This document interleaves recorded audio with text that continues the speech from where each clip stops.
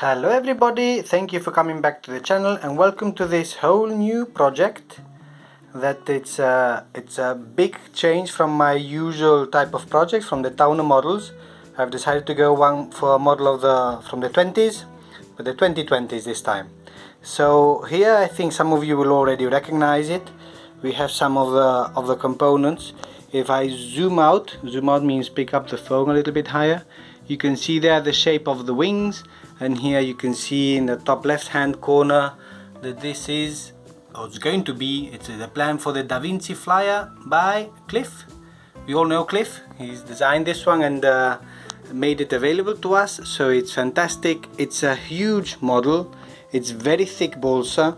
All the measurements are of course in imperial, and I still mix up my imperial, so I've done a little bit of a conversion there. So one of the things I have to go and do is go and get some balsa, some 3, 5 and 6 millimeter balsa. 1.5 I do have, and it's very thick balsa for what I'm used to, let's say like that. Typically I use the 1.5, so this is really very thick, but it's going to be very massive. It's going to be a big project, I think, and looking forward to it. I do plan to do the V-tail on it because I've never done a V-tail and I have no idea how to configure that, but that is exactly the reason why I want to do it. And the good thing of this plan is that of course there are videos somehow explaining how it was done, so I'll review those videos again. And some of the challenges that it's too big for my table.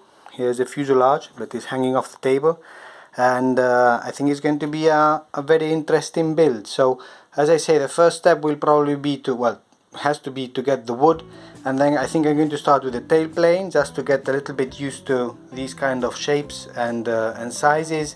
The tail plane and the elevator, or the tail plane or the V-tail and the elevator, try to get that somehow into shape.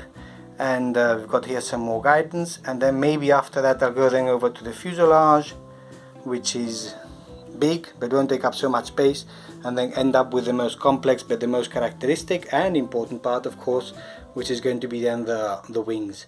I still have to figure out what kind of engine to put in. I might ask Cliff, have to check on the videos. We have it here actually, a 1000 kV 100 watt, no idea what that means.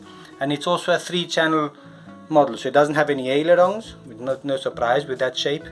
And I don't think I've ever built one without ailerons, because I do need ailerons, not because they're easy, but because it helps to correct the mistakes in the build. So I really have to have the wings very well built, so that so it can fly without ailerons, and just with a V-tail it can control itself, or I can control it. So looking forward to this project. It's going to be another long one because I've got a lot of other things of course ongoing, like we all do, but this one is going to be big, chunky and fun, and if it gets to fly it's going to be really awesome. Thank you everybody for joining today, and I'll see you next time.